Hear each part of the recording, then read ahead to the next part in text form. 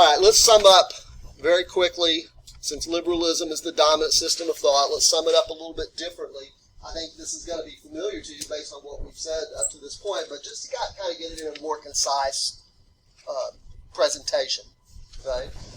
The dominant system of political thought in American life, liberalism, has been one that, first of all, sees the individual as a rational but self-interested person entitled by nature to certain inalienable rights such as life, liberty, and property. Jefferson, of course, moved that to the pursuit of property to the pursuit of happiness, but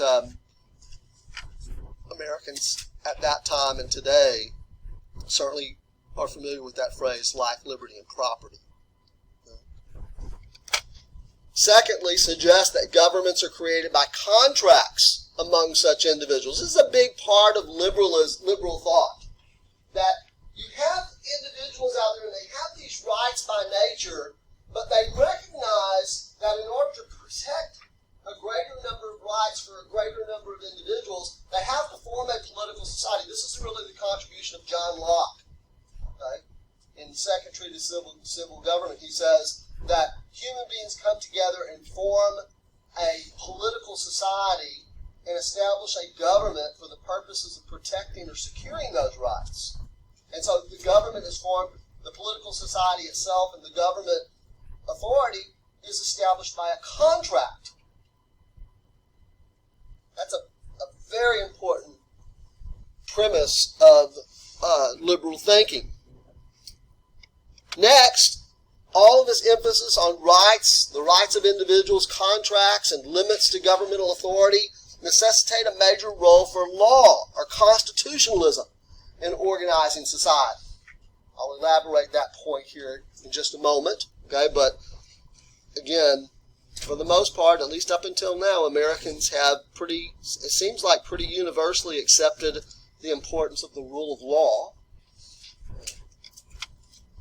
And then finally, liberalism is a system of thought that sees private striving as the best means for distributing economic and other rewards of social life. There are other ways to do it. Socialism is a system of thought that would suggest other ways of doing it. For example, mercantilism would be another one. Corporatism might be another one, right? But the principles of capitalism, which are parallel to the assumptions of liberalism and the principles of liberalism. Liberalism is the system of political thought that emerged during the Age of Enlightenment. Capitalism is the economic system of thought that emerged during the Age of Enlightenment. They make virtually identical assumptions about human beings, purposes of social life and social relationships, and the purposes and scope of government. Both liberalism and capitalism suggesting that there is a need to restrict government, to place arbitrary restrictions on government, a limited role for government. Okay? And then this part of it we've already touched on, okay? Particularly in the web document that I gave for you. In fact, I think I just copied and pasted this from the web document.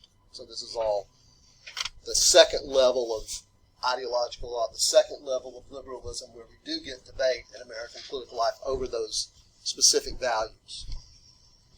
Again, not over whether they are values, they should be considered values, but over how to define them, how to prioritize them when they come into conflict with one another, and how to make reality conform to the ideal of the value.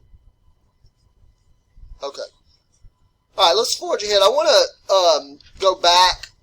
In order to forge ahead, I want to go back for just a moment and remind you that we said that every ideology, including liberalism, ultimately poses two questions about government. Why do we have government?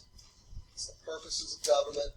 And secondly, how much authority does government have to fulfill its purposes? So with respect to the first question, I've listed here three possible purposes of government. Now, we could spend all day long, I think, coming up with specific things.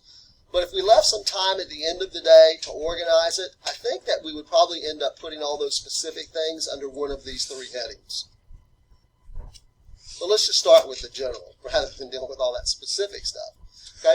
So initially, essentially here, the first bullet point says, possible purpose of government is to maintain order. And again, from the web document that you've read, I introduced you to the idea that there are several different variants of order. That concept of civil order is probably the part that most people, most Americans think about when they think about order, and it's associated in American culture very closely with law, so that we have this concept of law and order. Political orders, economic order, social order. Okay, so you can revisit the web document to get some sense of what those things refer to. Second, second possible purpose of government is to secure rights and liberties of individuals. And then third, down there at the bottom, the third thing, bullet point there says to promote equality. Okay. So, yeah.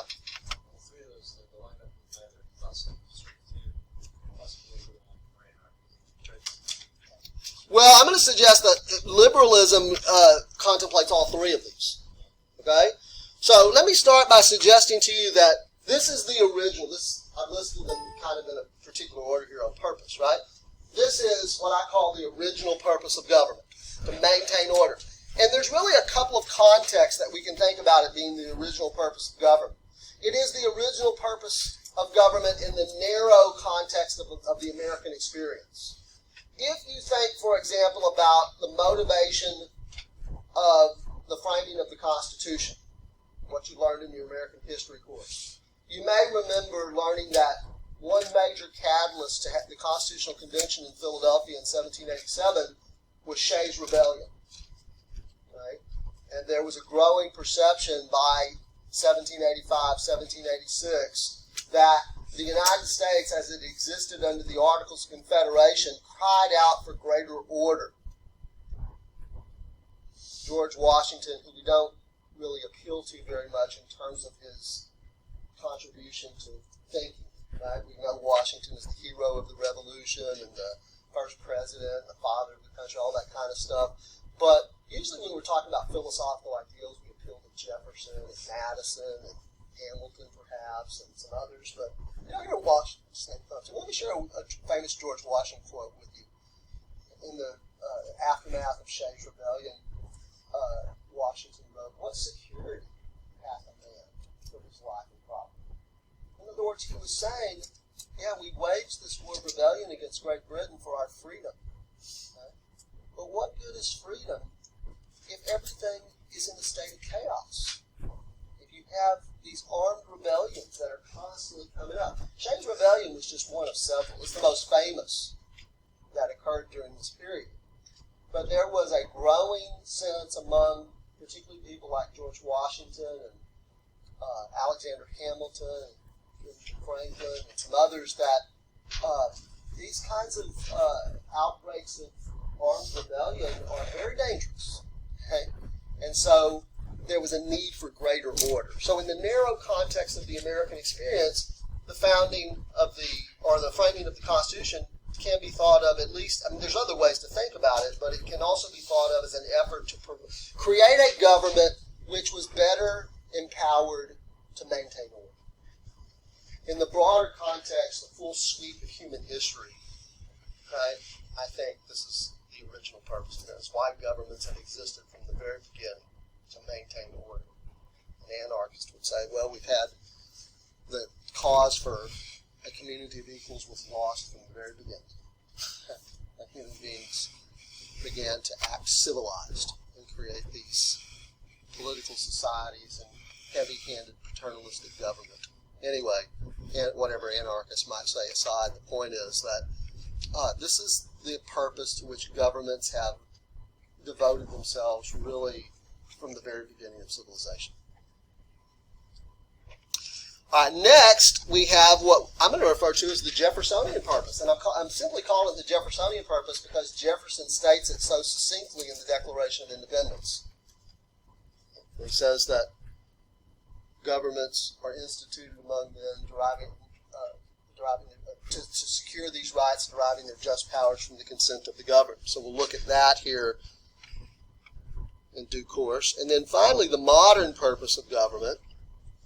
Call this the modern purpose of government. It doesn't mean that the these are now not relevant. It just means that this is something that has emerged more recently. This is primarily a phenomenon of the last 100 years or so, going back to the early part of the 20th century, where democratic governments, the United States and many European nations and so on, where we can objectively say, call the systems democratic, have really made some push to promote greater social and economic equality among their citizens. It's not really something that existed before the early part of the 20th century, but it's something that, since the early part of the 20th century, governments have taken up pretty aggressively in some way. I mean, we go through periods, undulations, where there's more of an emphasis on it, and then followed by a period where there's less of an emphasis on it and more of an emphasis on it and so on. But this is largely where we get, certainly not the only point on which we get debate between so-called liberals and conservatives in American politics today, but it is a big area where we get disagreement between liberals and to what extent should government undertake to promote social and economic equality? Should it mean progressive taxation? Should it mean universal free college education? Should it mean a welfare state that provides for universal access to health care? What should it mean? That's where we get a lot of debate in American politics today, is over this purpose. To what extent should government pursue this? What should be the scope of government's authority? To go to that second question, which we'll start with next time. We said that we have what we were going to refer to as the original purpose of government, both in the very narrow context of the American experience, as well as the broader sweep of human history. I think we can characterize this as the original purpose of government. Okay? Then we talked a little bit about the Jeffersonian purpose of government. This is pretty clear in the Declaration of Independence. Jefferson says very concisely, very succinctly, that this is why we have government, to secure the rights and liberties of individuals. And then we said that the modern purpose of government, by which what we really mean is about the last 100 years, okay, the 20th century, this became something that democratic systems of government paid some attention to. And it's certainly true in the United States, although I think it's less pronounced. It has been less pronounced. You have to take all these things in relative context. I think many of our European allies have paid more attention to this objective of this purpose of promoting social and economic equality than we have here in the United States. Or to say that a little bit differently, I would suggest to you that Americans have had, again, at least up till now, a pretty high level of tolerance for inequality. And I think that's because it's consistent with other values that we hold, like individualism, competitive individualism, and personal achievement, the idea that individuals are going to achieve differently according to their talents and abilities, and private property rights, and there's nothing wrong with that, Americans think. That we would expect that there would be some differences among people in terms of economic outcomes and social outcomes. But I think there is a threshold.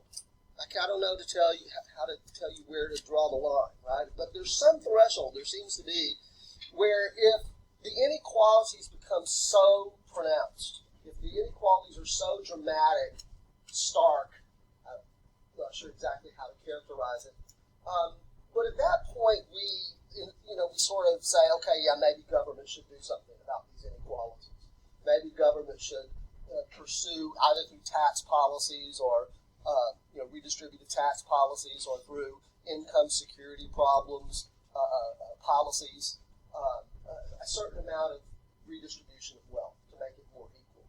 Right? When the distribution of wealth becomes so concentrated in the hands of a very small number of people, and there is an unacceptably large portion of the population that is struggles to make things, say that it's mildest, or is destitute at the most extreme. We want government, or we think it's appropriate for government to do something about that. Okay? But again, if we take it in relative context, I think Americans have been willing to tolerate more inequality than many of our European allies, for example. All right, so I don't remember if we got to the second question last time. I don't think we did. I don't have a memory of whatever the purpose of government is. And I think I might have mentioned to you that we could probably spend all day long thinking of specific things, identify them as purposes of government, but if we left time at the end of that process, we could probably group them under one of these three. Right? So then the next question becomes, for any ideology, how much authority should government have to fulfill that purpose? If it's this, or if it's this, or if it's this, how much authority should government have to do that? And to sort that out, political scientists have used a very simple little analytical device called the left-right continuum. The left-right continuum, as simple as it is, it provides at least a starting point for us to come to some understanding of how different ideologies, what they suggest in terms of the scope of government's authority. Okay? So, you've heard those terms left and right, I'm sure, used in the context of politics, right? Someone described as a leftist, or somebody described as a rightist, right? Or left-wing or right-wing, right? This is where it comes from, this idea of the left-right continuum. So, if we start down here on the far right of the continuum, what we're suggesting is an ideology that on the question about the scope of government's authority advocates no authority, right? Whatever the purpose of government is, to maintain order or to promote equality, whatever, the answer to the second question would be, well, government shouldn't have that, shouldn't have any authority to try to promote that purpose. In fact, that's not even really a purpose of government, I think an anarchist would say. Right? An anarchist is someone that advocates the condition of having no government and no laws. And the scope of government authority is zero. Okay, so we start down here, no government authority. That's anarchism. As we move to the left along the continuum, we are encountering ideologies along the continuum that are willing to embrace greater and greater government authority to fulfill that purpose, or those purposes. So that if we get all the way down to the right or to the left end of the continuum, we are encountering an ideology, or more accurately, a group of ideologies that we call totalitarianism. And what do totalitarian ideologies, whether it's totalitarian communism or totalitarian fascism, what have you, what do they advocate in terms of the scope of government's authority? Whatever the government's purpose is, to maintain order, promote equality, what are they advocating? It's not a trick question, right? It's right there in the word, right? Total government authority. And essentially, government can assume whatever authority it needs to in order to fulfill its purpose. Right? So, liberalism, which we've said is the dominant system of thought in American political life, occupies the middle of the continuum. Right? It is an attempt to really balance the demands that liberals would recognize that we have to have a government in order to fulfill certain purposes, but we don't want government to have unlimited authority. Okay? So, if we think about these purposes of government, and now this left-right continuum as a device to try to get a handle on where ideologies sit, in the sense of that notion of greater or lesser authority, left or right, we can talk now about how these purposes of government have there's some degree of conflict. For example, the original purpose of government and the Jeffersonian purpose of government, we find in American politics, for example, there are many conflicts, specific conflicts that arise as a result of these competing objectives, right? So we're going to call this the original dilemma, or on the freedom order continuum. We're going to talk about this conflict along the freedom order continuum. Okay, so that with just a little bit of changing of the labeling of the continuum, what I'm going to suggest to you when we talk about this original dilemma, the conflict between order and freedom, is we're going to relabel the various points. So at this far into the freedom, we're talking about an ideology that advocates perfect freedom, no government authority. Okay, and then down on this end of the continuum, we have a group of ideologies called totalitarianism that are advocating unlimited government authority or unrestricted government authority to maintain order. Okay? And again, notice that liberalism occupies the middle of the continuum because liberalism is an attempt to balance those aspirations for an orderly society, okay, but to maximize, to at least to the degree practically possible, to maximize the liberties of individuals. Okay? And then, perhaps if we have an opportunity, we can talk about some specific examples that we might use this left-right continuum to sort of help us understand.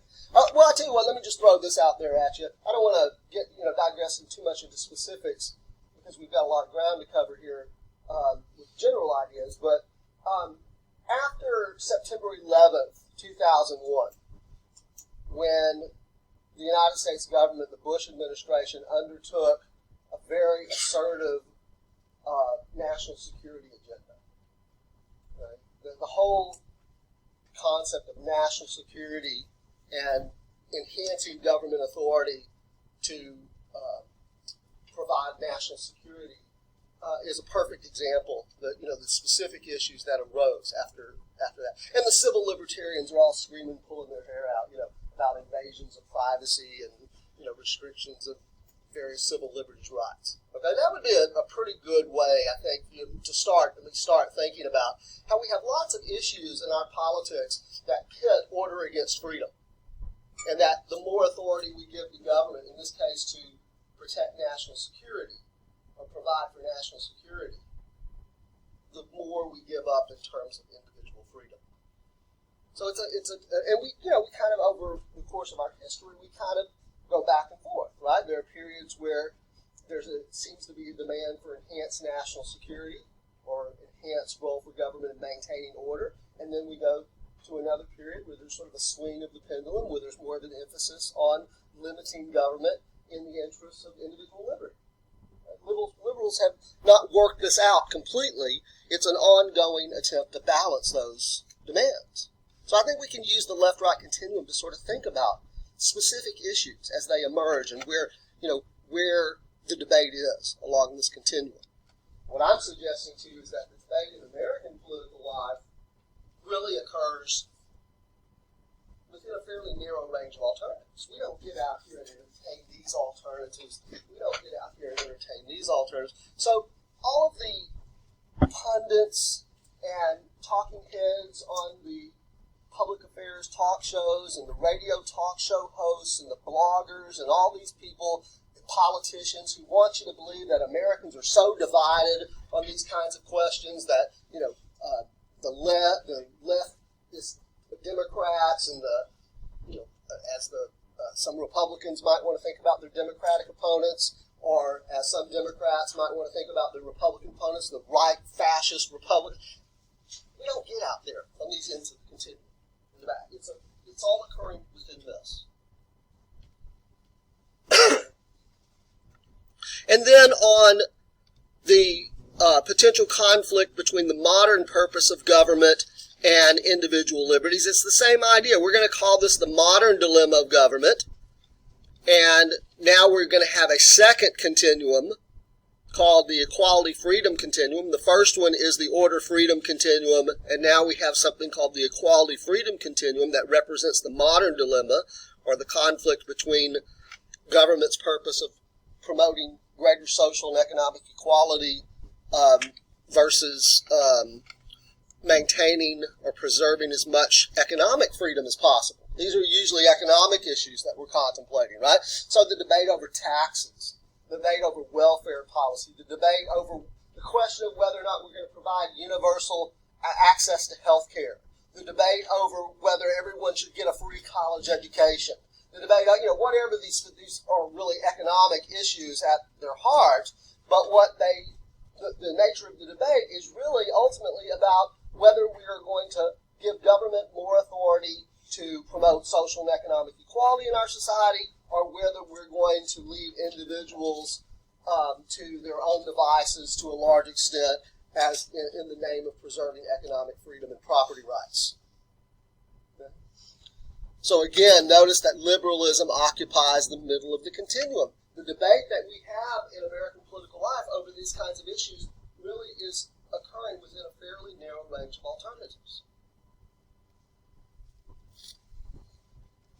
Now, I have a picture to show you on the, at least not readily available. I do somewhere in my files, but I'm not going to take the time to dig it out. But one of the things that I think we can potentially do with these two continuums is, rather than thinking about them as two separate, conflicts, the order freedom continuum here and the equality freedom continuum here, right? Think about them separately. Politics is not unidimensional. It's really not even just two-dimensional, but it's really hard on a whiteboard to represent anything more than a two-dimensional space, right? We can take one of these, actually my preference is to do it this way, and just turn it vertical, okay? So that they intersect each other. And actually, just to make it mathematically correct, let me do this.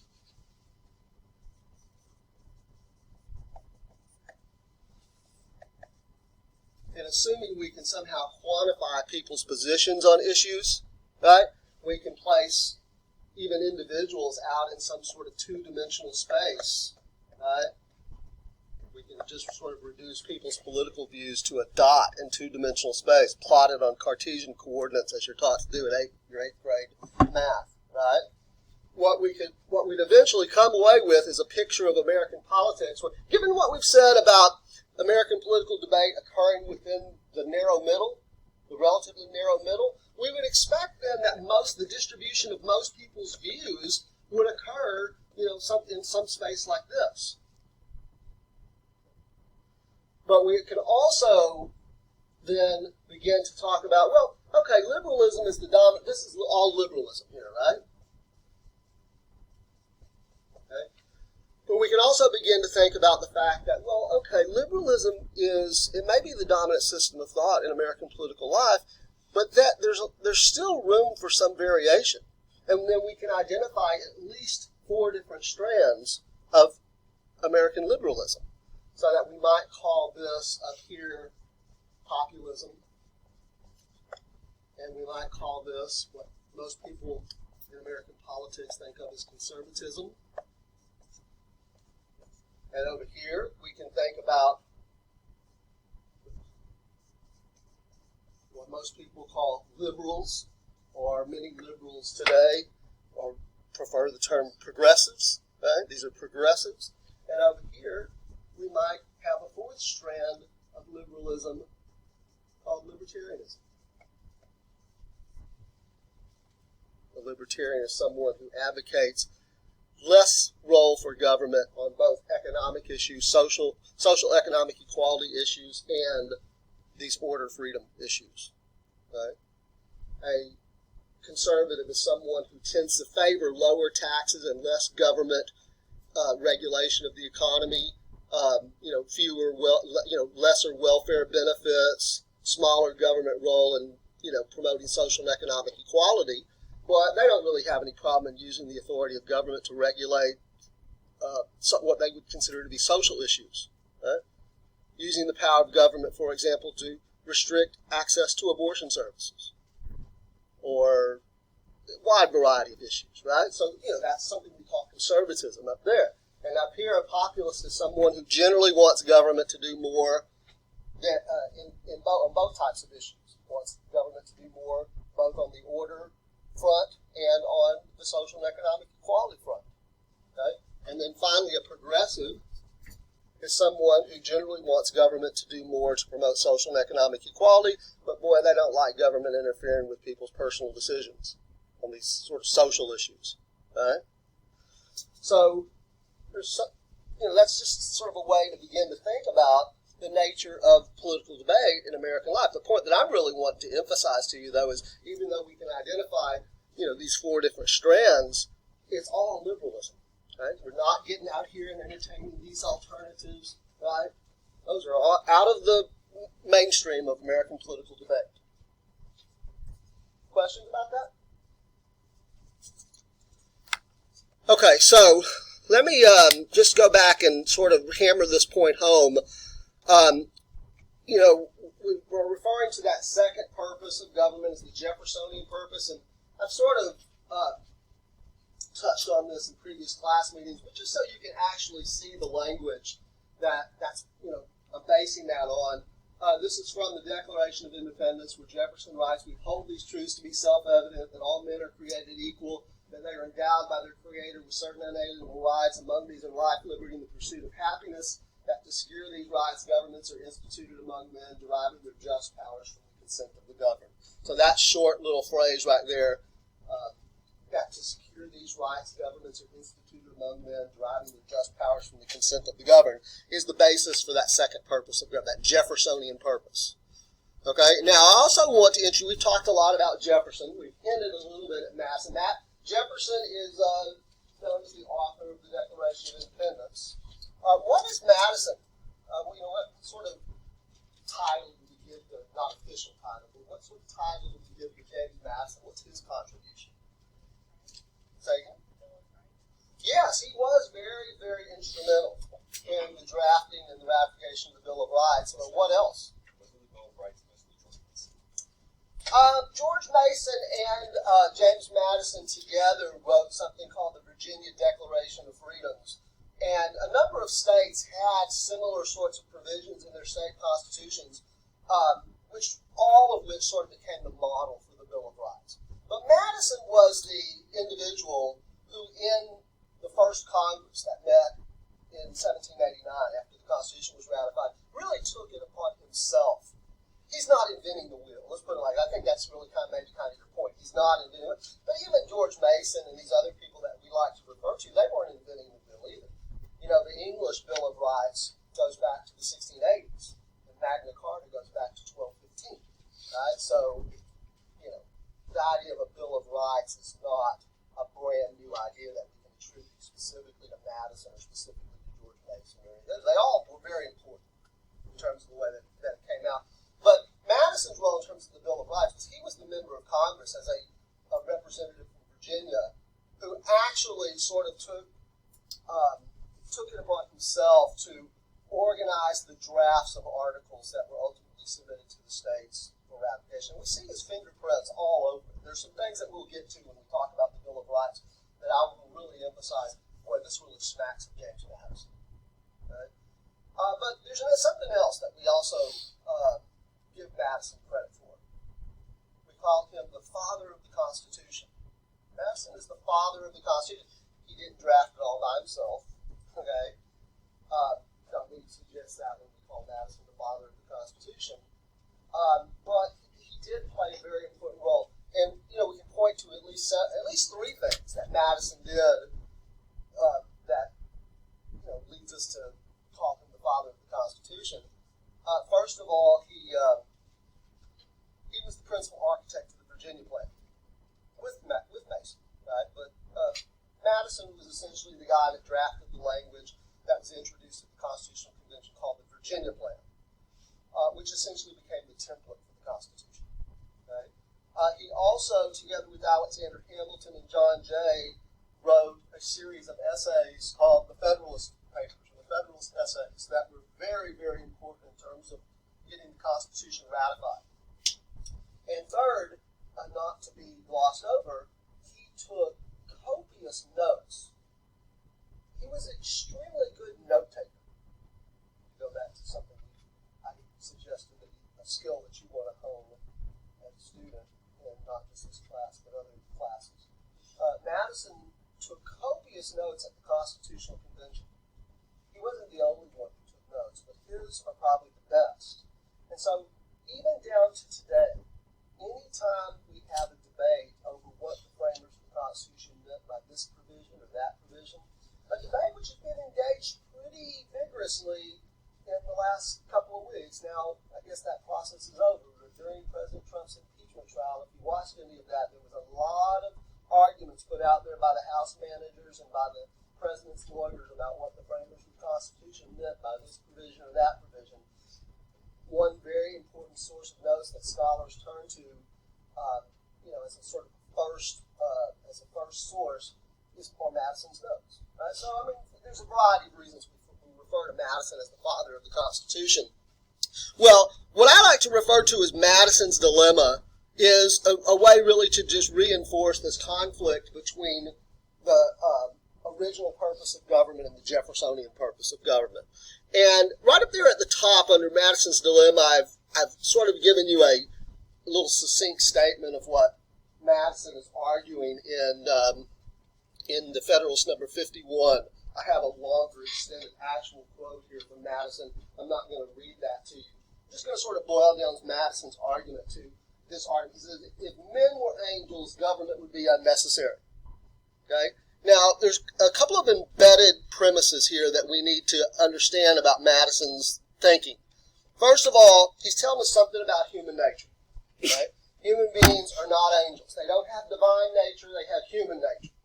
So they're rational and self-interested and acquisitive and competitive, all that kind of stuff that we've been associating with liberal thought, 18th century age of Enlightenment thinking. Madison is right in lockstep, so to speak, with that sort of thinking. So human beings don't have divine nature, they have human nature. Because human beings are not angels, they're rational and self-interested and acquisitive and all that sort of stuff, we need government. Human beings don't naturally respect each other's rights. And your rights as an individual are at some risk at the hands of other individuals. Joe Problem on the street who may assault you may not respect your right to go unassaulted. Right? Or your right to property, may steal from you, right? Or your right to be free, right? We know that about, Madison said, we know that about human beings. They're not angels. They have human nature. So we have to have government. However, government is simply composed of human beings. We like to think about government as this institutional thing. It's sort of this faceless, mechanical thing. But ultimately, it's really just people. And whereas Joe Problem on the street, as I suggested to you, is a threat to your rights, your life, liberty, and pursuit of happiness, the people who occupy positions of government authority are potentially a much greater threat to your rights of life, liberty, and pursuit of happiness. Because potentially the power of government is concentrated.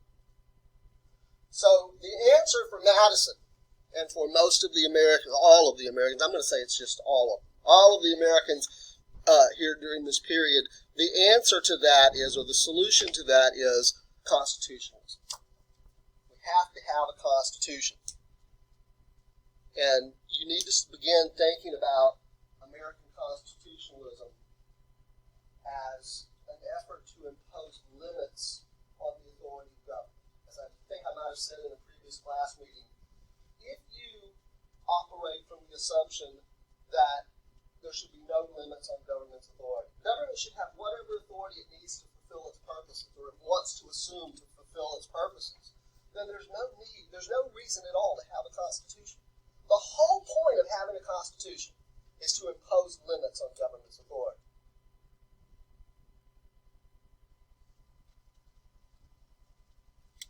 And to impose the rule of law rather than the rule of men over men. The rule of law over men or over human beings, not the rule of human beings over human beings.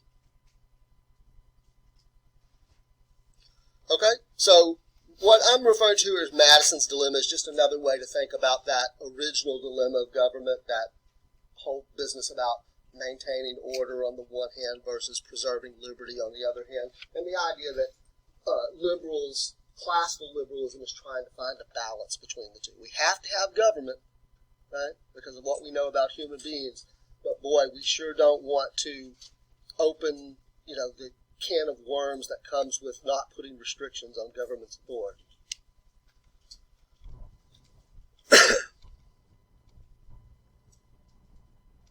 All right, So here's what we are. Here's what we're left with here. Okay, let me skip ahead here. We have said that liberty is really the core value of liberalism. It's really the defining ideal of American political life.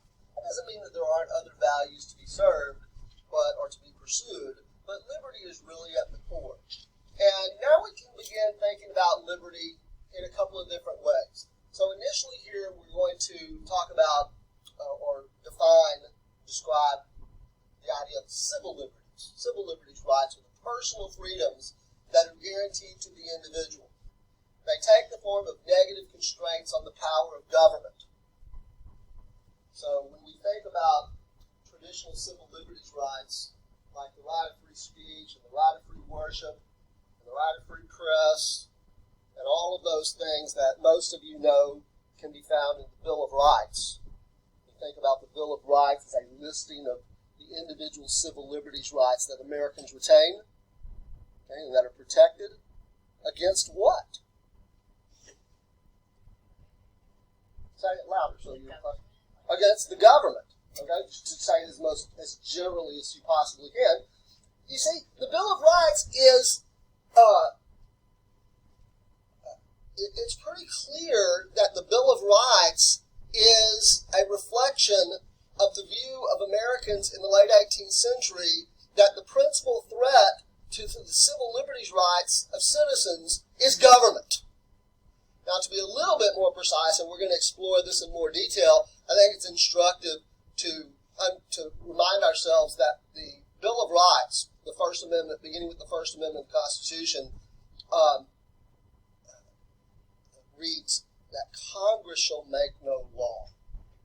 Congress shall make no law respecting the establishment of religion. And we're supposed to understand that that phrase, Congress shall make no law, is implied with each successive provision of the Constitution. Congress shall make no law respecting the establishment of religion. Congress shall make no law prohibiting the free exercise of religion. Congress shall make no law abridging the freedom of speech. Congress shall make no law abridging the freedom of the press. Congress shall make no law abridging the right of the people peaceably to assemble. Congress shall make no law abridging the right of the people to petition government for redress of grievances. And that's just the First Amendment.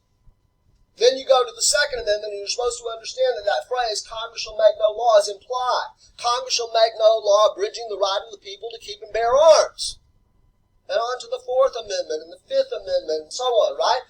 The Bill of Rights was conceived of as not just a listing of the individual civil liberties rights that American citizens retain, but as a list of denials of authority to government, but specifically to the national government, to Congress. They recognized that Congress would be the predominant branch of government. In fact, Madison wrote in the Federalist number 51 that in a Republican government, the legislature necessarily predominates.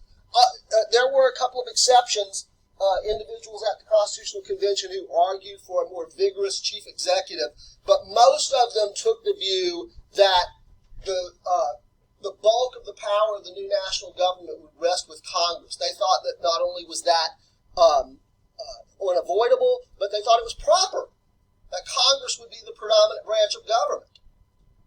And so, since Congress was going to have the bulk of the authority through its legislative power, it would therefore potentially be the most dangerous branch of government. They referred to it as the most dangerous branch of government. And that's why you see the Bill of Rights directed at the authority of Congress. Because they recognized that Congress would be the institution of government that would represent the will of the majority. And they were very, very concerned about the tendency of majorities through their elected representatives to deprive individuals and minorities of their fundamental civil liberties rights. People like Madison, Jefferson, and others recognized that it is religious majorities that tend to want to oppress religious minorities. It's people who are in the political majority who want to silence the minority. Right? It is the general tendency of majorities to try to impose their will on people who don't think like them. They recognize that. And they recognize that Congress would be the instrument of the majority. And so the philosophy of the Bill of Rights is to impose the limits on Congress to prevent Congress from denying, in the name of majority rule, from denying the rights of individual citizens. I wrote about the tyranny of the majority and mob rule. And we're very suspicious of their understanding of the word democracy. They were very suspicious of democracy. They didn't have the same understanding of the concept of democracy that we do today. They understood democracy to mean a system where the people themselves, make governing decisions. They embraced what they called Republican government, elected representatives that would make those decisions, what we today would call representative democracy. Okay, so we've got the civil liberties concept, and then second, we've got economic liberties. Economic liberties include the right of individuals to obtain, control, use, and dispose of property, resources that they own, to exercise freedom of choice in competitive markets, and to engage in entrepreneurial enterprises if they so choose. And we're going to explore this one in a little bit of detail, okay? And then come back later in the semester and talk about it some more. For now, let me start by saying that while the American Revolution, the American revolutionaries, those who declared their independence from Great Britain in 1776, certainly understood that government was a threat to civil liberties rights. The seed of the American Revolution, the motivation of the American Revolution, was really much more about this. And I want you to think about that for a second, because there's a lot of mythology that Americans hold about their revolution. One of them is that this country was founded on the principle of freedom of religion.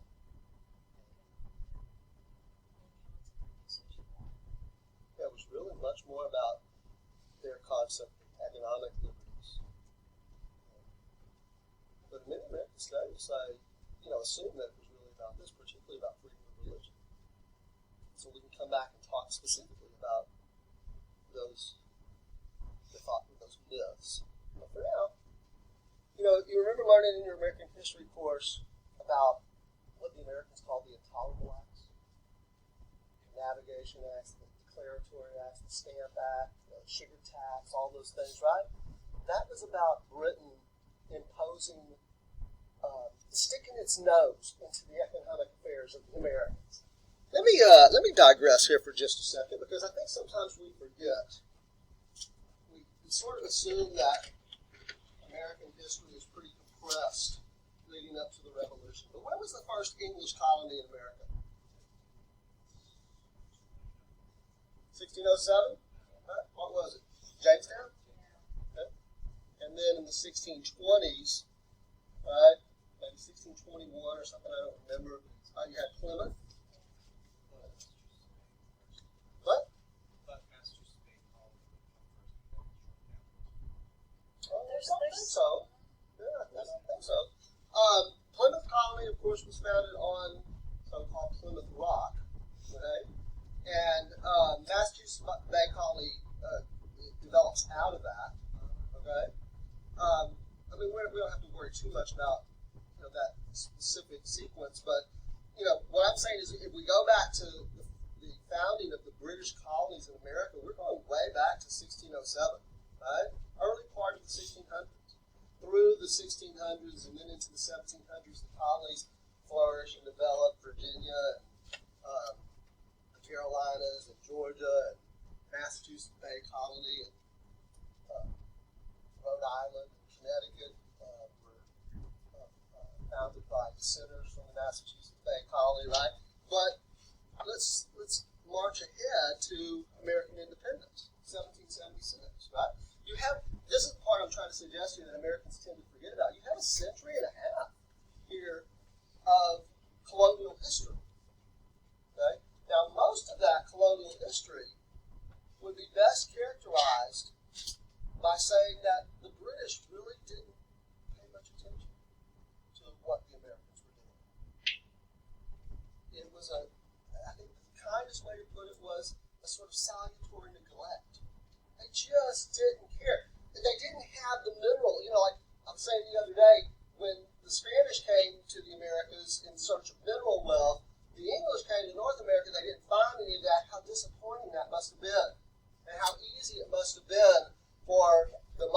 monarchy and for Parliament to just say, well, yeah, North America, right, and just leave it alone, right? But I think what we really need to understand here is that that means because the British really aren't taking much of an interest in what the Americans are doing, that the Americans grow up with a tradition of governing themselves for the most part through their colonial assemblies. But something changed and changed dramatically beginning in 1763. This is really the point of demarcation, where in the earlier part, for almost a century and a half, the British just don't pay really any attention whatsoever to what the Americans are doing. And then suddenly, after 1763, they're paying a lot of attention. Does anybody know what that is? The French. I'm sorry to go, Oh, the French are there long before this, right? But you're right, the French, something happens that what the Americans called the French and Indian War, and what was called in Europe the 7 Years' War. Yeah. And what was that about that changed everything? British colonies were really the French territory. Okay, the causes of the war aside, why would this event lead to a very dramatic shift in the extent to which the British government was paying attention to what's going on in the colonies? The British invested some resources in defending the colonials against the French and Indian threat, right? And in a sense, if one wanted to take the British perspective on this, just for laughs and for nothing else, just to play devil's advocate, as they say, one might say, well, maybe the British thought that since they invested so much, so many resources in protecting the Americans, maybe the Americans should pay for it. But that's not the way the Americans saw it. What the Americans saw was now the British are sticking their noses into our business. And they are taxing us without representation. We have no representation in Parliament. They wouldn't have wanted representation, by the way, because if they had representation in Parliament, they would have been outvoted. Right? So it's a convenient argument for the Americans, no taxation without representation. But it is a consistent philosophical argument going back to English common law. But all this sort of what we can describe as mercantilist economic policy. Mercantilism is a system of economy that, among other things, features pretty heavy government regulation of the entire economy. The Americans had grown up without that. And the British are now trying to impose a lot of restrictions, a lot of regulations, and a lot of taxes on the Americans. So that's why I say the seed of the American Revolution is really born out of their concepts of economic liberty, and less so. I'm not saying that this isn't relevant. Please don't get me wrong, it is. Okay? But it's really much more about this. Okay? All right, so we'll talk a little bit about government's role in the economy on Monday. Still working to get caught up on the syllabus, but we'll get there.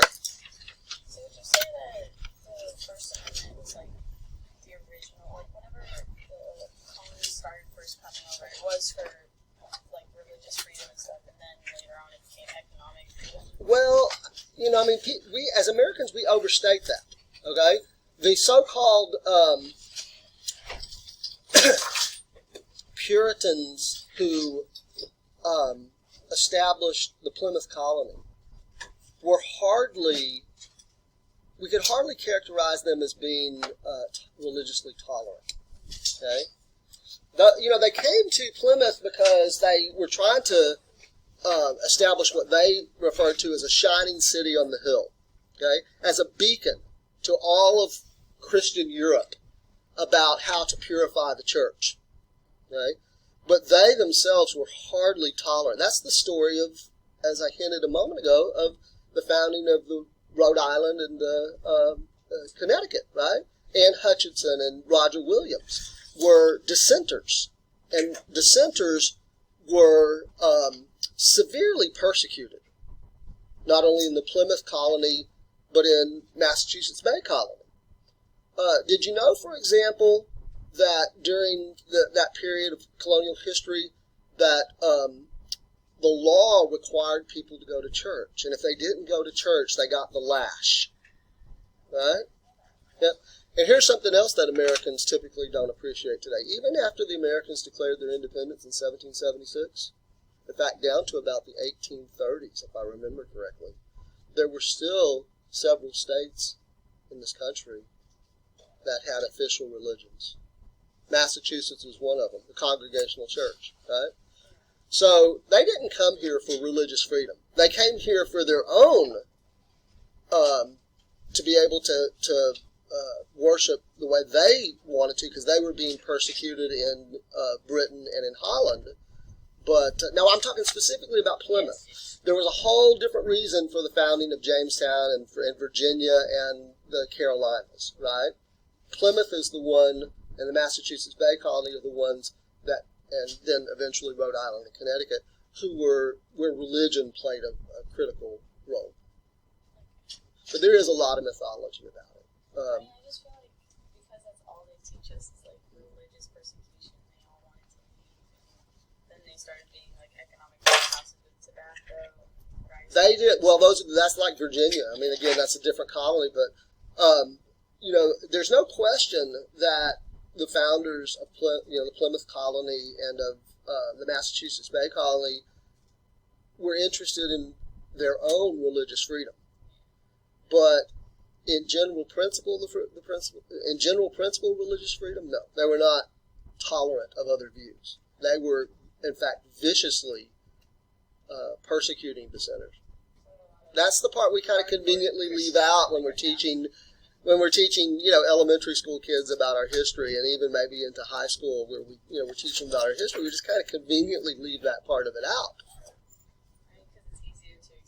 It is easier to explain it, and it's more favorable to explain it that way. I mean, after all, we want to be patriotic and love our country and our history, and sometimes we gloss over the ugly parts of it. Well, I think that's probably right, but, the other side of the coin is that if you dwell on the ugly stuff, it's hard to get past it, and it's hard to move forward, right? It's hard to have any kind of positive outlook on life, if you kind of dwell on the